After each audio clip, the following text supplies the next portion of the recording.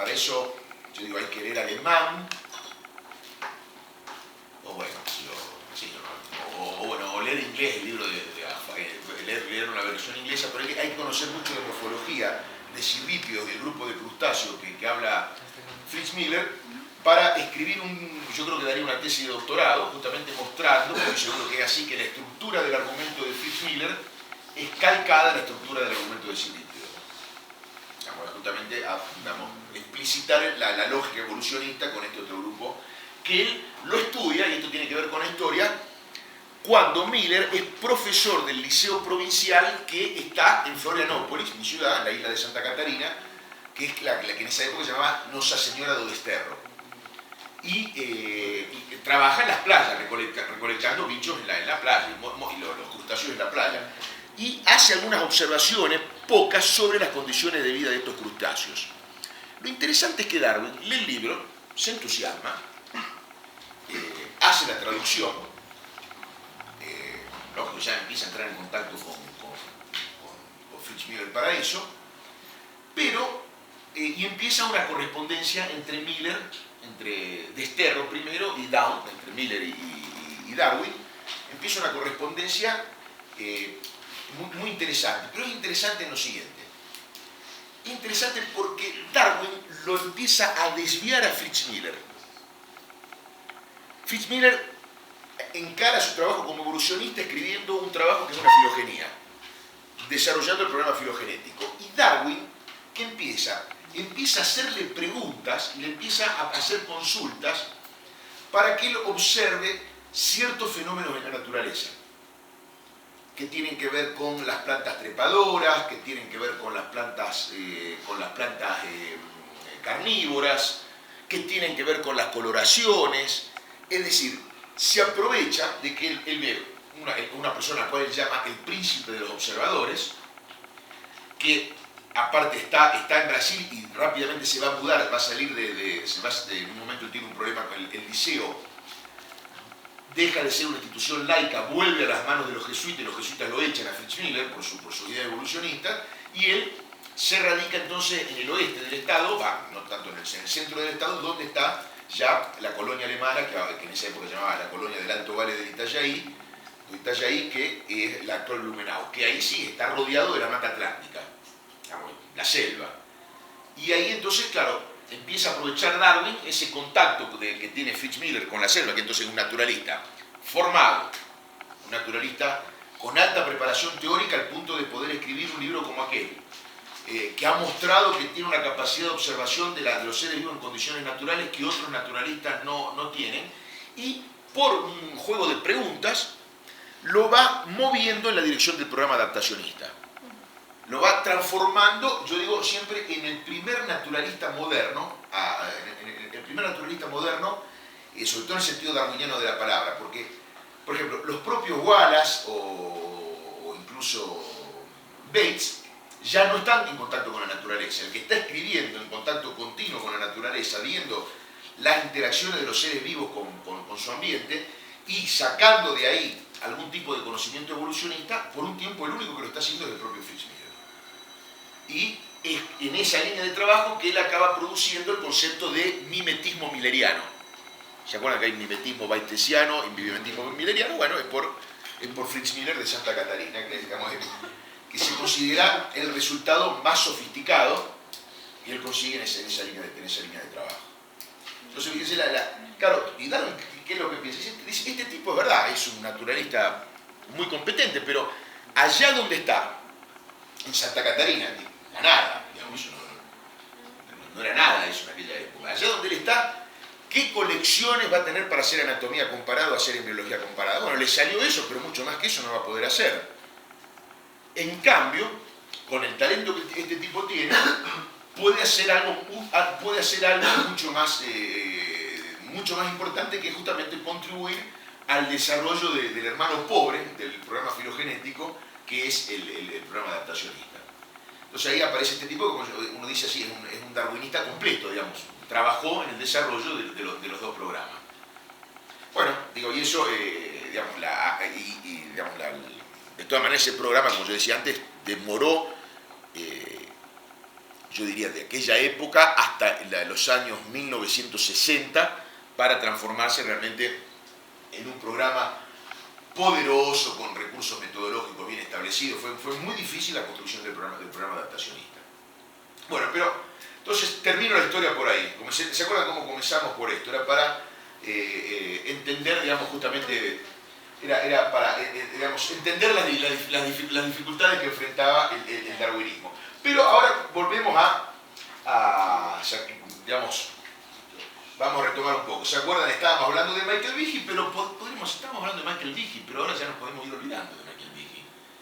Estamos hablando de Michael Behe, pero podríamos estar hablando también de Lucien Queneau, diciendo que la selección natural tenía ese límite que solamente podía seleccionar lo ya funcional, y había estructuras que para ser funcionales teníamos que suponer un grado de complejidad morfológica y de integración morfológica difícilmente que no se podía explicar sin pensar en un agente de diseño. Está bien, usted me puede decir, es la selección natural el agente de diseño, pero no puede ser ella, porque la selección natural ya supone la estructura funcionando.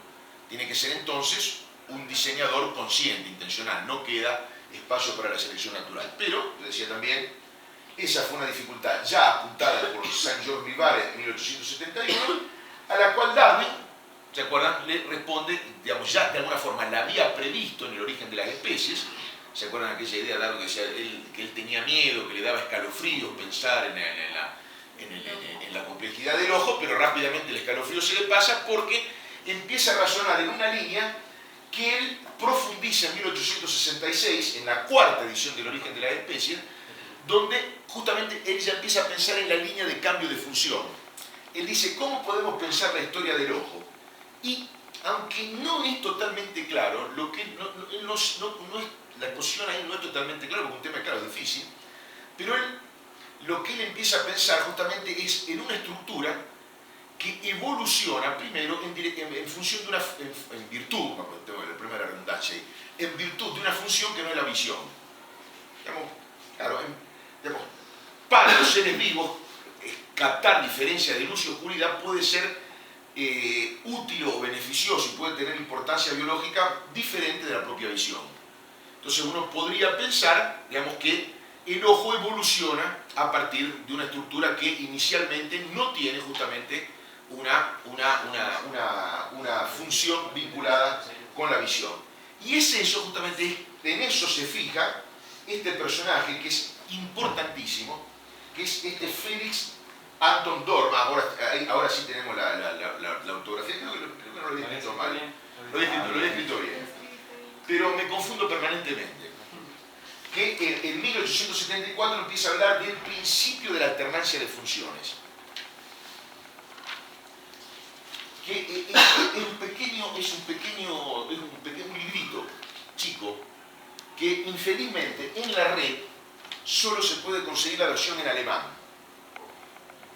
Y hay una traducción inglesa, en inglés, la hizo Michael Geiselin, que está publicada en la revista History and Philosophy of Biology. Yo no me acuerdo el nombre, es la revista del Instituto de Nápoles. Hay una revista de Historia y Filosofía de la Biología que es la que publica el Instituto aquel de Nápoles.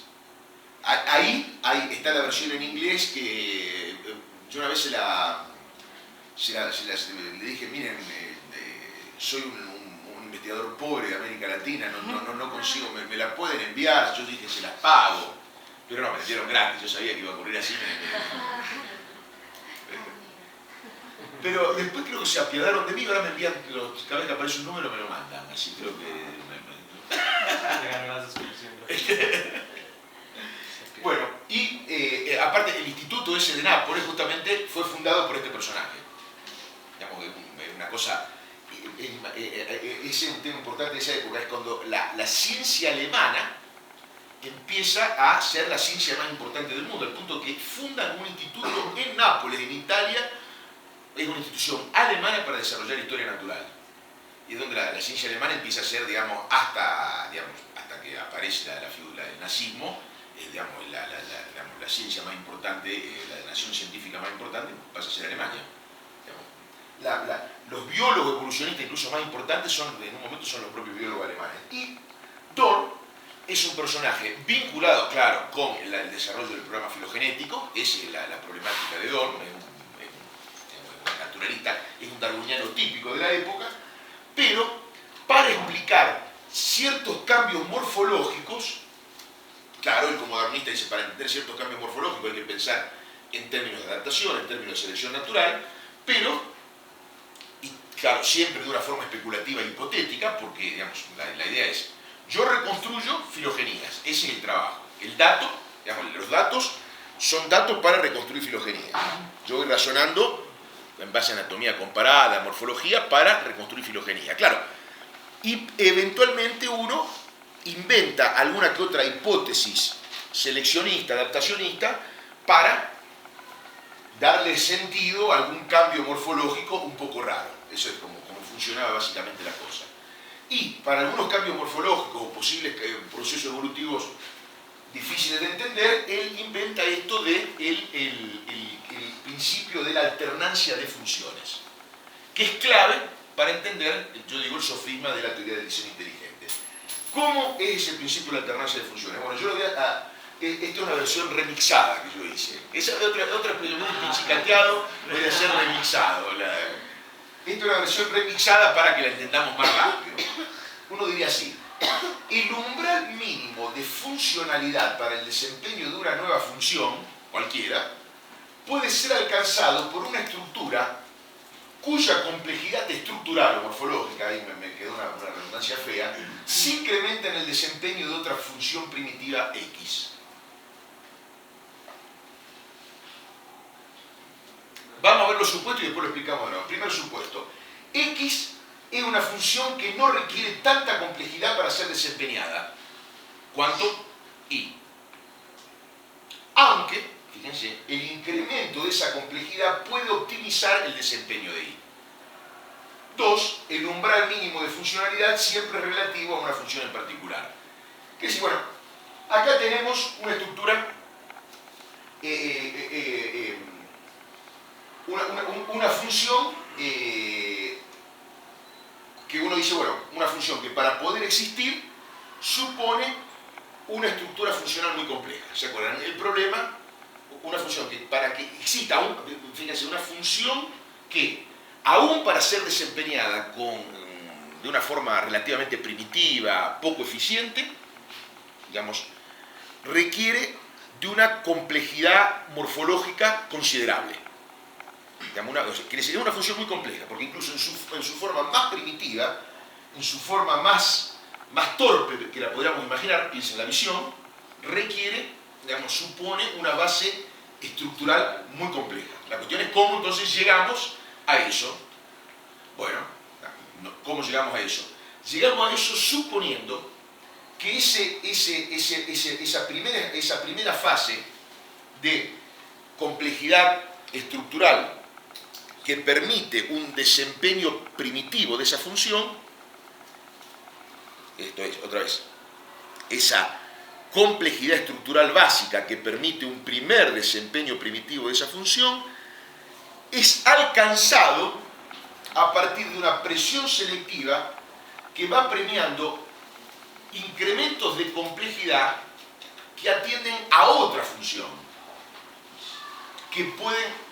a otra función que puede ser desempeñada así inicialmente con menos complejidad. Piensen en el flagelo de la bacteria de Michael Behe. Le decía, me espanta, así. No, porque es gente que me cae mal, es gente que me cae mal. Yo me acuerdo, yo una vez acepté participar, esas cosas que uno hace cuando es joven. No era tan joven, pero bueno. Era hace unos años atrás, 2009, acepté participar, pero yo les explico por qué acepté participar. Yo acepté participar de un encuentro en una universidad presbiteriana de San Pablo, la Universidad Mackenzie, un encuentro que ellos le llamaban Darwinismo Hoy, donde no era la primera edición del evento, esto era la segunda o tercera, pero que la hacían en 2009 donde ¿qué hacían los tipos? Fíjense, ponían a discutir darwinistas ateos, esa era la idea, con defensores religiosos de la teoría del diseño inteligente. Así estaba planteada así la cosa. no era un lugar para participar.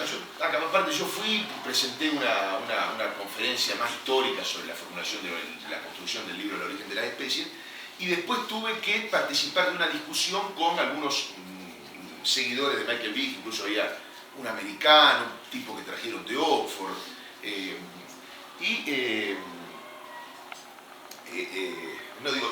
había incluso un profesor de la UNICAM, que es un profesor de química, no de biología, porque como biólogo no lo podría hacer, que se dedica a defender la teoría del diseño inteligente. Y tienen así, presentan slide con música.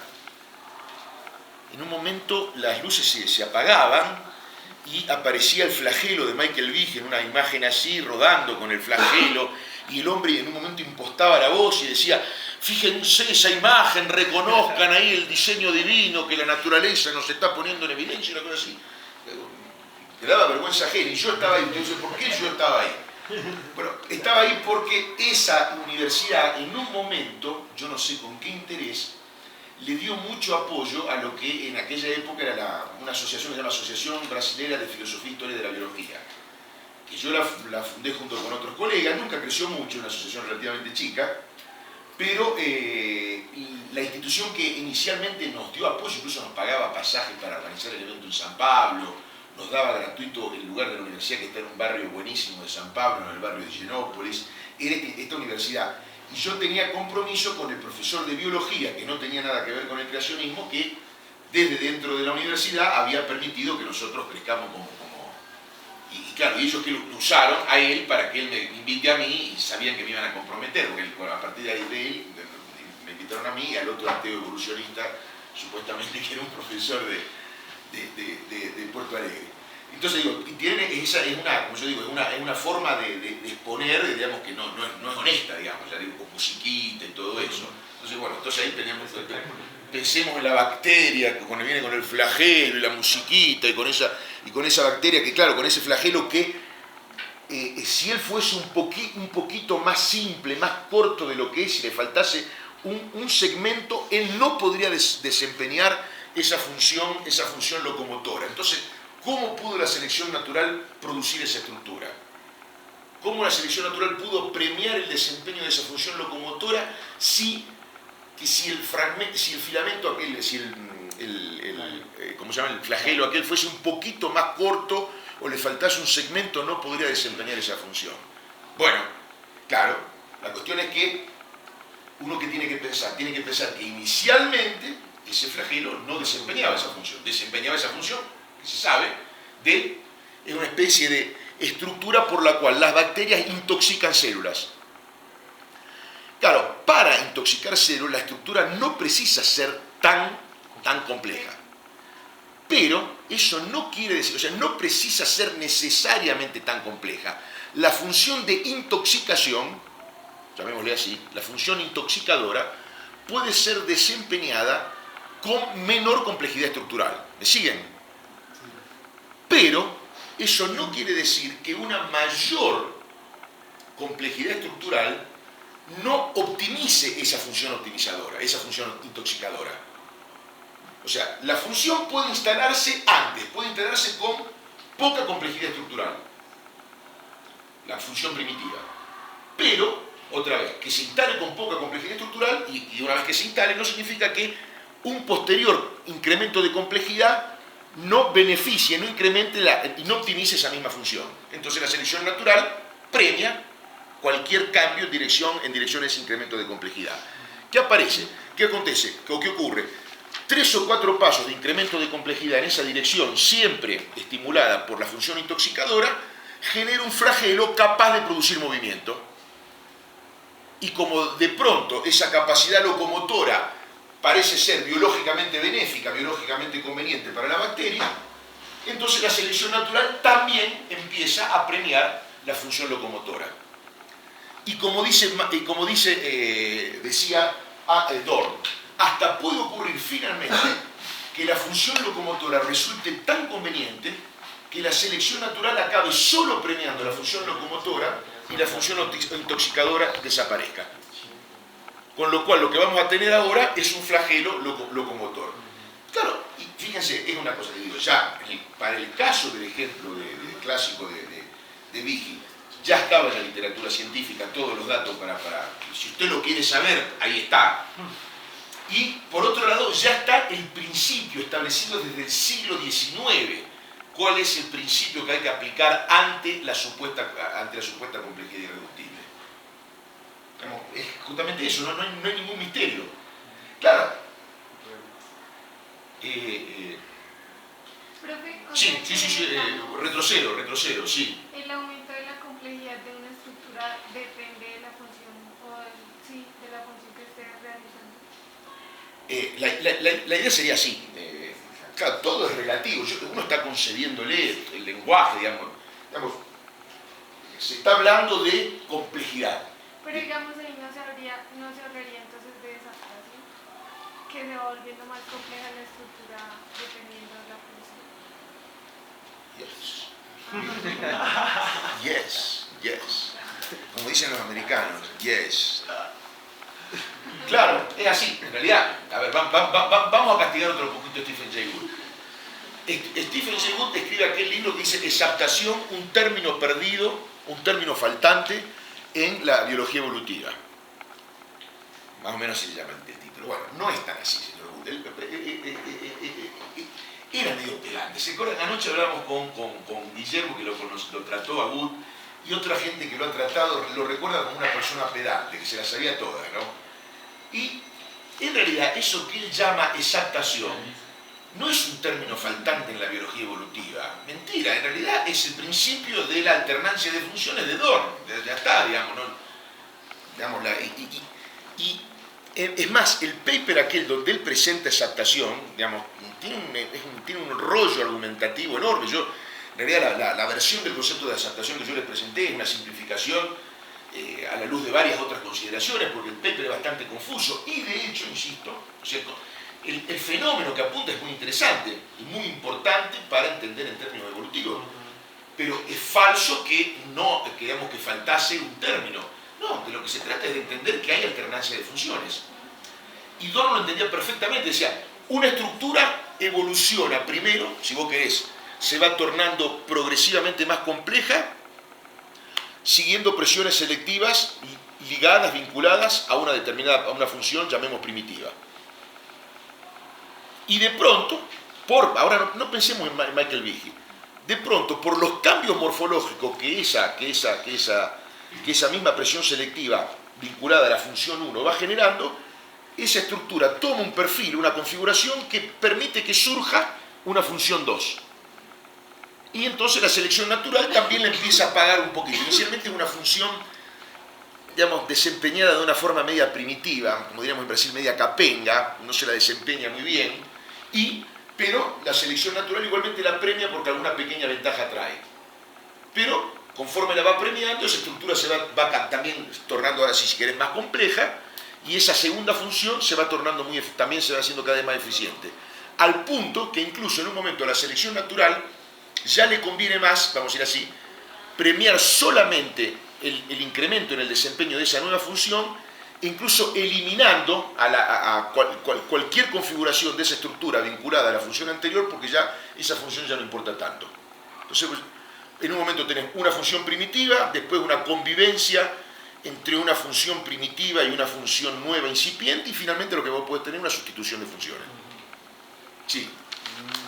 Podríamos decir que una función 2 siempre va a depender de una estructura que se tiene una función 1 inicial, o puede aparecer como nueva resultante. O sea, estamos viendo un gradualismo frente a la selección premia, una pequeña característica que es benéfica para el organismo, pero de una función o de una estructura inicial que ya está. Claro. ¿Qué pasa cuando aparece de pronto una nueva estructura función sin algo previo, una función previa? Bueno, pero ahí está, vamos así. La idea sería la siguiente, digamos, que una cosa aparezca rápidamente y sea funcional de entrada, sin mayor, digamos, el hecho de que se invente una nueva función a partir de un cambio estructural nuevo, también, bueno, tiene que ser una función relativamente simple. Digamos, uno no puede pensar, un darwinista nunca puede pensar así, que hay un ser un ser sin ojos, una especie de animal sin ojos, un pájaro, un pescado ciego, y de repente le brota, ¡pum!, un ojo de la frente, así.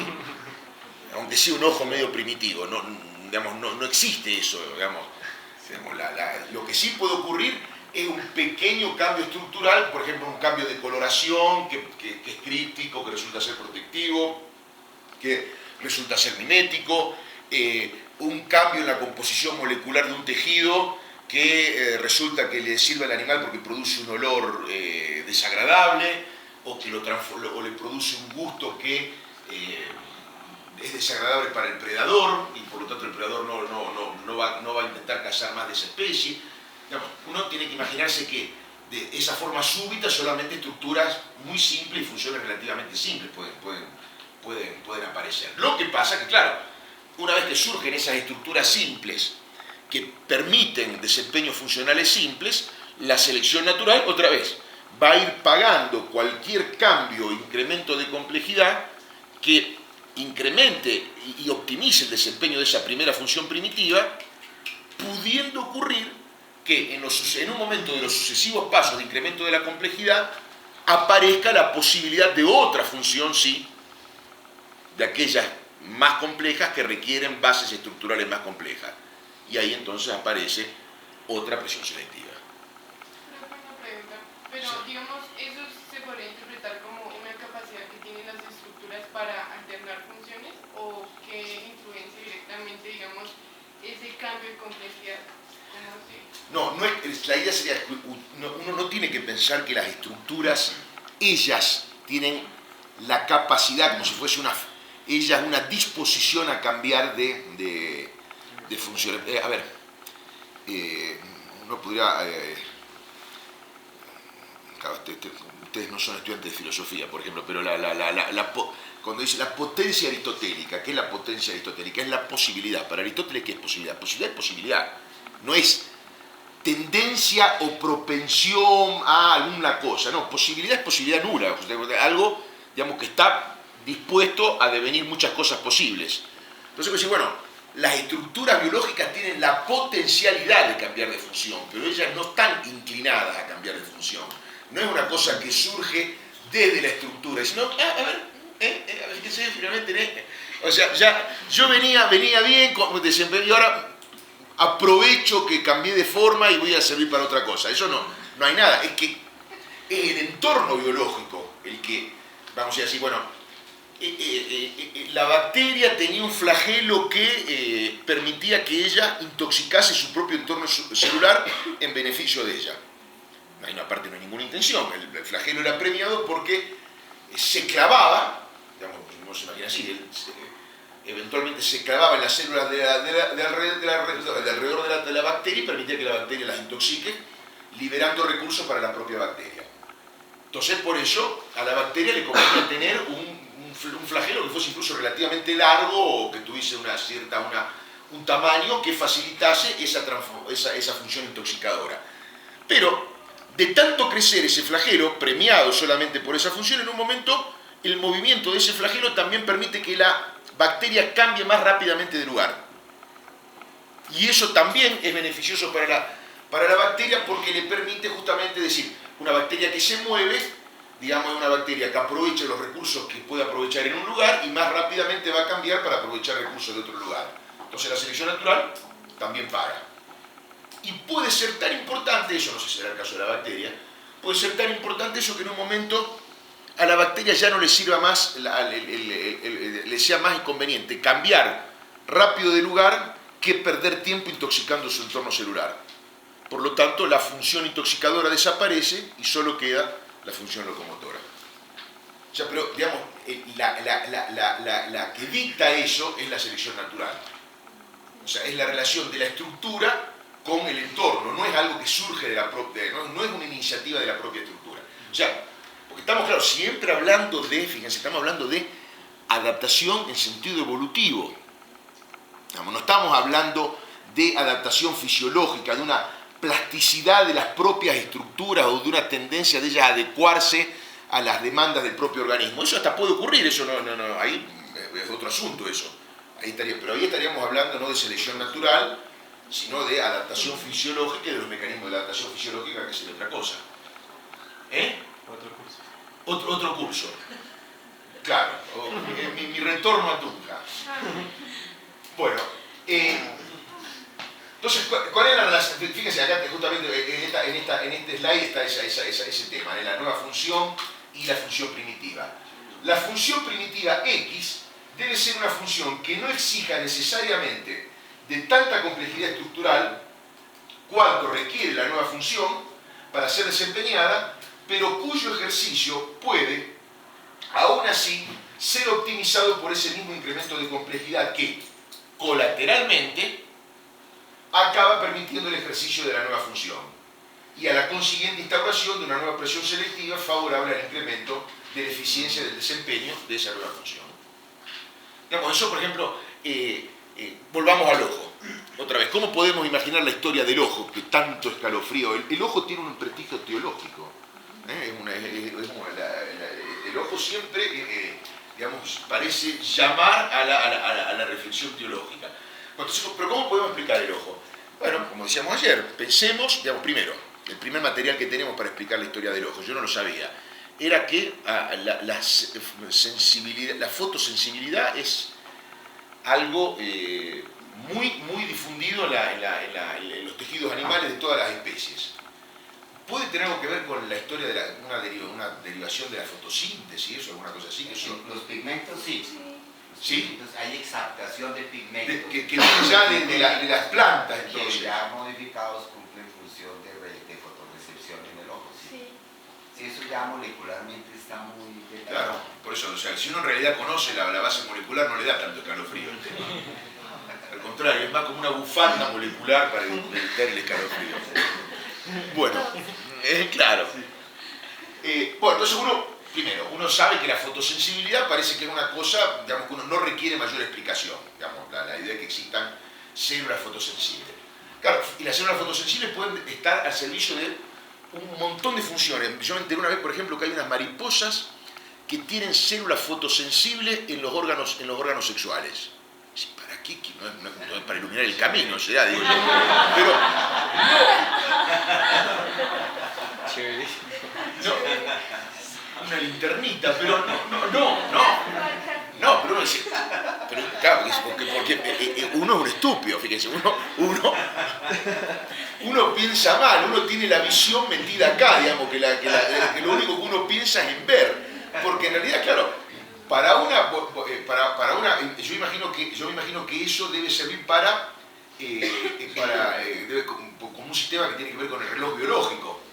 Justamente yo imagino que los órganos sexuales de esa mariposa se deben activar en ciertos momentos, en ciertos contextos ambientales que son marcados por un incremento de luminosidad, supongo, sí. Cuando las explicaciones son así a nivel, digamos, molecular, se puede aplicar ahí el término de bricolaje de monotes. No, De François Jacob. de Jacob. Claro, es que justamente ahí está, otra vez. Esto que nosotros estamos hablando de alternancia de funciones del señor Félix Anton Dorn, que en realidad está simplemente dándole forma a una idea que ya estaba en Darwin, esa idea va a aparecer justamente otra vez en el año...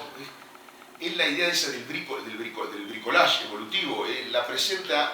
el bricolaje, la presenta en los años 60. Creo que es en un texto posterior, un poquito posterior a la publicación de La lógica del ser vivo. Es un pequeño ensayo donde él, para explicar la teoría de la selección natural, ¿qué hace? Se remite a Levi Strauss.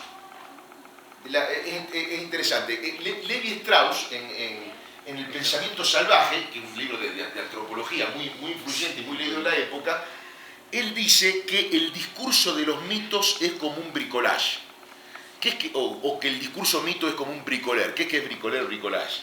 El bricoler, básicamente, es una persona que... la palabra bricolage, en general, en Francia se utiliza básicamente por la actividad que los franceses realizan, que les gusta mucho, que es de ellos arreglar cualquier cosa que se rompe en la casa. por ejemplo, uno alquila un departamento en París y resulta que, qué sé yo, el inodoro no funciona bien, la cocina tiene un problema. Normalmente cuando uno hace así, uno llama al propietario y normalmente lo que va a ocurrir es que primero va a venir el propietario con su valijita de herramientas. Incluso puede venir un señor de saco y corbata, a lo mejor el propietario, para ser propietario de 2 departamentos en París, hay que ser una persona muy rica, pero va a venir una persona, tal vez una persona que tiene un cargo muy alto en alguna empresa, con su valijita de herramientas y se va a sentar a arreglarlo él. Si él no puede, va a llamar en todo caso a un técnico que le va a cobrar prácticamente un medio alquiler para hablar del inodoro que yo no estoy pudiendo usar, y más o menos así funciona. Entonces ellos se dedican mucho a eso y hay negocios enormes para que uno compre las herramientas que uno necesita, está todo muy bien organizado. El do it yourself. Claro, y eso ellos le llaman el bricolage, del do yourself, como dicen los americanos, el do yourself. Bueno, y qué es lo que dice, pero normalmente, digamos, pero en general el bricoleur es la persona que arregla cosas o construye cosas con piezas que tiene a disposición, que están ahí por otra función. Por ejemplo, un tío mío una vez había comprado una media hectárea de tierra cerca de Rosario que estaba toda llena de, ¿cómo se llama? Maleza, yuyo, ¿cómo es gramilla? Nosotros decimos yuyo de eso. Bueno, estaba llena de yuyo muy grande y tenía que digamos, acortar todos esos yuyos para plantar árboles, que era lo que él quería hacer. Claro, pero no tenía plata para comprarse una máquina cortadora grande, de césped poderosa para hacer eso. Y tenía una máquina vieja tirada en la casa, una moto vieja tirada en la casa. Y él era un herrero hábil. Entonces, ¿qué hizo? Desarmó la moto y combinando las piezas de la moto transformó el motor de la moto en una cortadora de césped.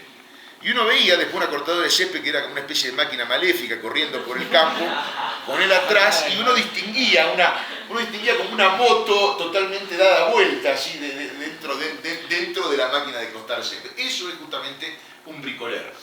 Una persona que toma piezas, estructuras que estaban destinadas a una función, las modifica o las recombina de una forma que puedan desempeñar una nueva función. ¿Qué es lo que dice Lévi-Strauss? Dice Lévi-Strauss que el discurso de los mitos es como un bricoleur.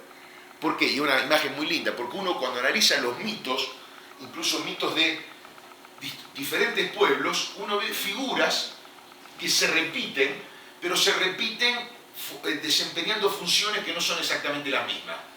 Una misma figura, un mismo personaje que, qué sé yo, en la cultura toba del norte de mi provincia desempeña una función determinada, pero que se parece a un personaje muy semejante que aparece en la cultura guaraní, desempeñando tal vez, en uno es una función de qué sé yo, Como Zeus y Odín. Zeus y Odín. Son semejantes también, claro, pero digamos, es una función más o menos análoga, pero también modificada, porque la estructura total no es la misma. Por eso, y por eso es lo que lo lleva a Lévi-Strauss a decir que el discurso del mito es como un bricoleur o un bricolage. Y bueno, y que dice justamente y hace la oposición entre el bricoleur y el ingeniero. El ingeniero es aquel que, digamos, dice, bueno, voy a construir un auto y encarga justamente que se le construyan piezas que son básicamente las necesarias para construir el auto. Y entonces ahí Jacob dice, bueno, la evolución no actúa como un ingeniero, actúa más como un bricoleur. Pero en realidad es el principio de alternancia de funciones de Arthur Dorn. Y es lo que también tiene que ver con lo que después Good va a llamar de exaltación. Incluso Good va a hablar de tinkering, claro, que es la expresión inglesa para traducir el bricolage de François Jacob, que acabó siendo la expresión que se impuso en la literatura. La gente habla más de tinkering que de bricolage. Chapucero, cacharrero, cacharrero en español. Sí. A nosotros en Argentina chapucero no nos gusta porque chapucero es un chantún también, es un deshonesto. Claro, por eso no. Por eso que también la traducen en español de esa manera. Sí, pero en el caso por ejemplo, en Argentina esa traducción no camina bien porque para nosotros el chapucero es alguien que hace mal las cosas. Y no es la idea. No, eso debe quedar bien. Sí, tenía una otra pregunta. Entonces, alternancia de funciones, entonces, o sea, como que hay que tener ya claro que toda estructura va a tener una función, o sea, va a tener una función, que no hay, digamos, en los seres vivos algo que no esté, digamos así, nada más cumplir una función. Por ejemplo, pues cuando se referían al ADN, que no era codificante, ¿no? El ADN basura, bueno, claro, eso sí ya está más claro que no es así, pero... Bueno, pero en el ADN basura no podría haber recursos desenvolvimentales que pueden ser utilizados en... La mayoría son transcritos a RNA señalizador de procesos de diferenciación y regulación génica, la mayoría. Pero de todas maneras hay un porcentaje que sigue siendo... Y que es un recurso posible a ser utilizado, digamos... Que se desconoce todavía. Entonces, a partir de la alternancia de funciones, se parte del hecho de que todo tiene entonces función, toda estructura, entonces el ser vivo va a tener una función. O puede tener, digamos, no. Claro, porque la alternancia, justamente, ¿cuál es la idea? Yo creo que la idea importante es esta, fíjense. Para Aristóteles, por ejemplo, con un pensamiento teleológico clásico, la finalidad es como constitutiva de la estructura. La finalidad está como adentro de la estructura, es inherente a la estructura. Digamos. El ojo es así justamente porque es una estructura para ver. O sea, en realidad, en Aristóteles primero tenemos la función y después tenemos la estructura. En el caso del darwinismo, yo diría así, la función es adventicia a la estructura. ¿Qué quiere decir adventicia? Adviene, como que le viene de afuera a la estructura. Está la estructura que podrá tener una función u otra en virtud del contexto en el cual está esa estructura. O sea, la misma estructura puede ser una aleta para barrenar en el fondo de un pantano para una forma animal, o puede ser una pata para caminar en tierra firme cuando más o menos básicamente un animal muy parecido empieza a colonizar la tierra. O sea, y las presiones selectivas van a depender de cuál es la función que ha advenido a esa estructura. Y bueno, eso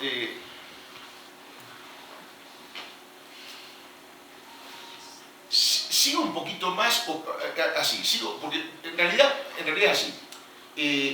Ya me queda poco del tema de ahora claro, solo que, bueno, está bien, bravo, lo que puede pasar es que es interesante, al final puede dar mucho para discutir y más vale, digo, lo retomamos después y después sigo con el tema, si les parece así, más vale, porque si no, nos queda poco, pero nos vamos a tener que apurar en discutir alguna cosa que es divertida de discutir. ¿Puede ser? Eso, entonces, mejor. Total, va a haber tiempo para llegar al final. Aparte, lo más importante es esto, lo otro es relativamente complementario.